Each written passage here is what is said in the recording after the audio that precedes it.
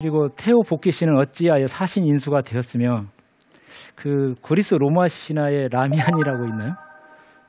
근데 우리 쪽에만 동양에만 있는 게 아닌데 그 사신 인수니까 뱀사자 몸신자 사람 머리 그러니까 뱀 몸통이나 뱀 꼬리를 가지고 있는데 그 사람 머리를 가지고 있다. 이분이 중국의 사망오제 중에 사망 중에 그 복희 씨예요.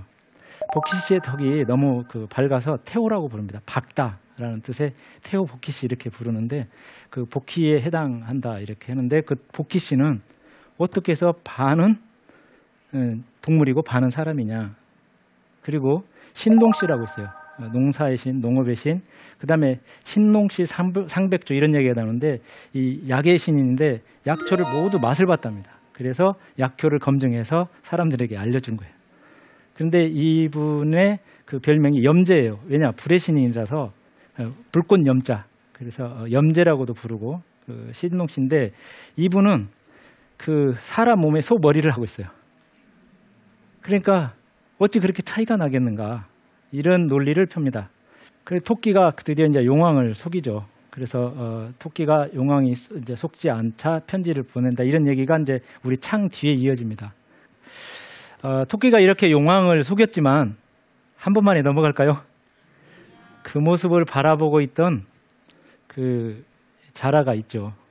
그런데 이제 용왕이 속아 넘어가자 토끼가 이렇게 합니다. 지금 육지 가서 내가 가져와야 되는데 내가 지금 거짓말을 한 것 같잖아요. 그러면 나를 잡아놓고 내가 편지 하나 써줄 테니까 우리 집사람한테 달라고 하시오. 이렇게 하는 거죠. 그랬더니 이제 좀 물음표가 이제 생겨나는 거고 그리고 나를 믿거들랑 토끼랑 별주부랑 같이 저를 육지 세상에 보내주십시오. 이런 이야기를 합니다. 그러니까 이제 그거 보고 있던 별주부가 답답하지 않습니까? 지금 당장에 배를 갈라주세요. 그리고 없으면 또 나가겠습니다. 아 정말 별주부 충성스럽지 않습니까? 그러니까 이제 토끼가 속였는데 이거 또 당했다 이런 생각이 드니까 거짓말을 또 하는 겁니다. 그래서 별주부를 혼내요. 야, 너 애초에 거짓말을 네가 안 했으면 내가 간을 가져왔을 거 아니냐. 너 거짓말한 게 첫 번째 죄야. 그리고 두 번째가 그 사이에 용왕이 더 악화돼가지고 돌아가시면 너 그 죄 어떡할래? 그러니까 지금 당장에 나가야 된다고 이런 얘기를 하는 거죠. 논리적이죠. 거짓말이지만 논리적입니다. 야, 그러면 용왕이 그러죠. 지금 당장 내보내자. 그래서 잔치를 베풀어라. 일단 별주부를 위로하기 전에 이제 토끼를 위로를 하는 거예요. 토끼를 내가 사실은 용왕이 하는 말이죠. 당신을 이렇게 잡아먹으려고 했던 거야. 토끼를 잡으려고 했던 거는 사실은 네가 훈련대장 하면 나중에 전쟁을 치러야 할 텐데 그 담력을 시해보느라고 너를 한번 죽여보겠다 이런 얘기를 한 거다. 이렇게 또 거짓말을 해요. 그래서 왜냐하면 이제 얻을 게 뭐죠? 간을 얻어야 되니까 절실했던 것이죠. 그러니까 절실하면 어떻게 됩니까? 낚싯밥에 걸립니다. 보이스피싱에 걸리는 겁니다. 그래서 너 또 넘어가요. 넘어가서 이제 잔치를 베풀어라. 그래서 좀 이렇게 토끼가 거짓말을 해요. 술을 한 잔 먹고 딱 취기가 올라오니까 내 간 그것도 명약이지만 나한테 뽀뽀 한 번만 해도 300년 동안 감기 안 걸린다 그 얘기예요. 그러니까 어떻게 되죠? 이 토끼가 영악한 녀석이죠. 그런 얘기를 하니까 자라가 다시 한번 울면서 지금 당장에 배를 따라주세요. 그러니까 토끼가 화가 나가지고 야 내가 가만히 보니까 내가 참다 하는 얘기야. 네가 나를 업고 여기까지 온 그런 그 사이에 정이 들은 걸로 내가 너 말 안 했는데 내가 만약에 죽어봐.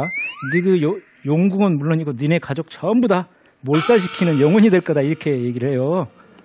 그러니까 용왕께서 그래 그 참고 그래 빨리 나가. 이래가지고 별주부로 하여금 토끼를 업고 나가게 합니다. 그래서 별주부가 그럼 이제 나가가지고 육지에 딱 당도하자 이제 토끼는 도망가죠. 아니 별주부 간 좀 주세요 했더니 욕을 하죠. 욕을 하면서 야 간 꺼내고 나 죽으라고? 그런 거 없어. 그러니까 아니 그럼 뭐라도 주시오. 근데 거기에 이제 해약을 쭉 풀어가면서 말도 안 되는 약 처방을 막 이제 나오는 대로 하죠. 결국에 이제 토끼는 거기서 똥을 싸줬다는 얘기가 있고 그렇지 않다는 얘기인데 그 토끼의 똥을 지고 용궁에 가서 이제 낳았다, 낳지 않았다 그렇게 이제 하는 이야기들이 있습니다. 결국에 용왕은 그 토끼 간을 먹지 않고 낳습니다. 그러니까 이제 들어보신 이야기 속에 보면 이 충신의 지극함 이런 것들이 계속 등장하면서 사람 마음을 약간 울리고 또 이렇게 웃기는 그런 이야기들이 계속 나오게 됩니다. 그러면 토끼가 살아난 전략은 뭐냐? 아까 들으신 대로 획일성이 아니고 다양성이었어요. 우리 아이가 다양성 속에 있는 것이지 획일성 속에 있지는 않아요. 그래서 우리 아이를 바라볼 때 다양성의 한 측면으로 바라보면 아이가 부모한테 다가올 거라고 믿습니다. 그래서 그 아이가 잘하는 쪽을 이렇게 밀어주려고는 이제 하고 있습니다. 토끼처럼 승리를 해야 되니까요. 근데 획일성이 왜 생겼나? 그러면 지금까지 수많은 그 관념들, 그런데 그것이 그 일반적인 생각이라고 믿어왔던 그런 거 속에서 내가 있지 않는가? 그래서 저희 수의과대학의 학장실에 가면 만물정관이라고 하는 글귀부터 이렇게 쭉 시작하는 내용이 있습니다.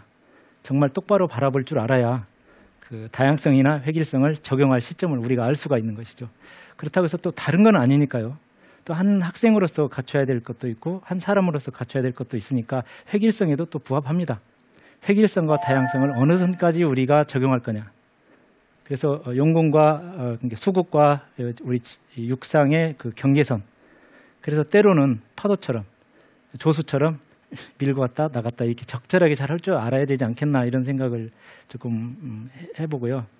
우리가 이 다양성을 존중 못 받으면 실은 진화학상에서 멸종하게 됩니다. 생물학적으로 왜 다양성이 이렇게 있을까? 제가 깨달은 바가 하나 있습니다. 너 30년 했는데 해보겠는데 뭐하니? 뭐라고 말할래? 그랬더니 하나도 같은 게 없어요. 그런데 하나도 다른 게 없어요. 네. 그러니까 제가 그 연구에서 육안해부학을 해서 해부를 해서 어떤 구조를 살펴보면은 패턴은 같으나 하나도 같지 않다는 거예요. 그러나 패턴도 또 달라요. 그럼 왜 이렇게 다양성이 있을까라고 생각해 보면 반복되는 이야기지만 생존 확률을 높이는 것이었을 것이다. 또 한편으로 우리 한국 사람으로서 그 획일성에 있는 겁니다. 그리고 거짓말이 주 내용이라고 서두에 말씀드렸었는데 사실 이 거짓말이 자꾸 등장하죠. 그래서 권력자가 하는 거짓말이 있고 민중들이 하는 거짓말이 있어요. 권력이 없을수록, 굉장히 힘이 없을수록 거짓말은 꾀라고 하는 말로 말할 수가 있습니다. 생존을 위한 거짓말이 되겠죠. 근데 이 어떤 집단이든, 제가 소속된 집단이 4명으로 된 집단이든 10명으로 됐든 면 단위든 군 단위든 또 나라 전체든 지구 전체 대표가 됐든 어떤 상층부로 올라갈수록 거짓말을 하게 되면 사라지죠. 가장 중요한 신뢰가 사라집니다. 그럼 그 신뢰가 사라지면 그 조직은 무너지게 되어 있습니다. 그래서 이 거짓말을 가지고 이 수군가에서 말하고자 하는 바가 뭘까? 그리고 수군가에 나타난 거짓말들을 한번 살펴보면은 선의의 거짓말이 있죠. 그러니까 좀 별주부가 육지에 온 이유 아까 말씀드린 대로 거짓말을 해야 됐죠. 자기 인물을 속여야 되니까. 그리고 선의의 거짓말이라고 굳이 말하자면 나이 자랑.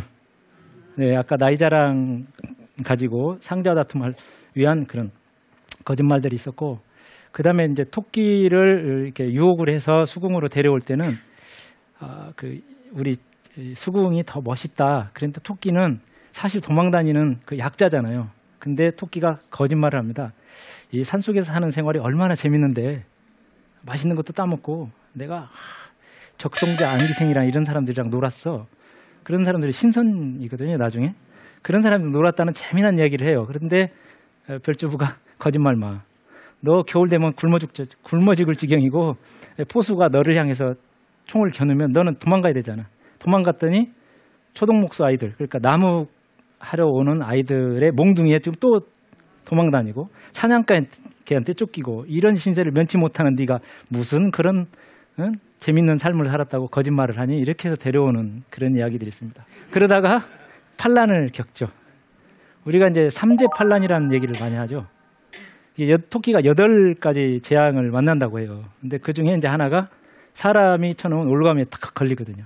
거기에 이제 어떻게 탈출하냐면 쉬파리 보고 자기 온몸에 알을 이렇게 실어달라. 그래서 자기가 마치 죽은 거 뭐냐. 그래서 또 도망가고 독수리한테 또 잡혀가지고 독수리님 내가 용궁 갔다 온 거 알죠? 내가 용왕님한테 내가 뭐 재미난 의사춤치라고 하는 그걸 가지고 왔어요. 근데 거기는 이게 썩은 내장 막 365일 나오고 막 이런 얘기를 해요. 그러니까 당신은 나 하나 잡아먹으면 1회 식량으로 끝나지만 그 의사춤치 당신이 가져가면 평생 먹는다 이런 거짓말도 하죠. 이게 생존을 위한 거짓말입니다. 이게 약자죠. 약자가 하는 거짓말은 조금 용서가 되는 듯한 그런 뉘앙스를 가지고 있고 아기의 거짓말 있죠. 어떻게든지 데리고 와야 되니까 별주부가 한 거짓말이죠. 이런 거짓말들이 있고 우리 수군가는 가까운 결론부터 말씀드리면 다양성을 노래했다. 이런 얘기고 동물과 사람의 차이점과 유사점을 너무나 모두 다 적용시키지 않았으면 좋겠다. 이런 그 교훈을 좀 얻을 수가 있었고요. 그 사람과 동물이 공존하려면 어떤 일을 해야 될까? 그러니까 우리 사람은 짐승을 보호도 해야 되는 거예요. 그다음에 그 마지막으로 우리가 예의를 잘 지켜서 자기 본분을 잘 지키고 충효예를 잘 알면 자기 자신이 누군가를 알게 되고 그다음에 자기가 지켜야 할 선을 꼭 지킬 수 있다. 우리가 삼재가 들었다 이런 말을 하죠. 안 되는 일이 자기가 일을 꾸미고 있는데 그 일이 잘 추진이 안 됐을 때는 자기가 그동안에 쌓아오는 것이 있었다는 것이죠.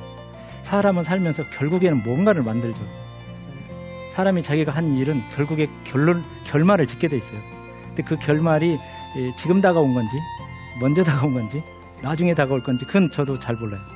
하지만 중간정산 시기는 한 번씩 찾아온다는 거죠. 그럴 때 자기 몸에 해가 되고 안 좋은 일이 벌어진다면 자기를 되돌아봐서 수군가를 배워서 내 자신이 어떤 나쁜 짓을 했는지 한번 되돌아볼 필요가 있다 이렇게 생각하면서 다시 한번 말씀드리지만 우리 판소리는 그 읽는 그 자체로 그 의미를 찾아가는 그 자체로 정말 소중하고 아름다운 또 여러 가지 교훈을 얻을 수 있는 전 세계 문화유산인 우리들의 소중한 그 무형유산이다라고 저는 생각합니다.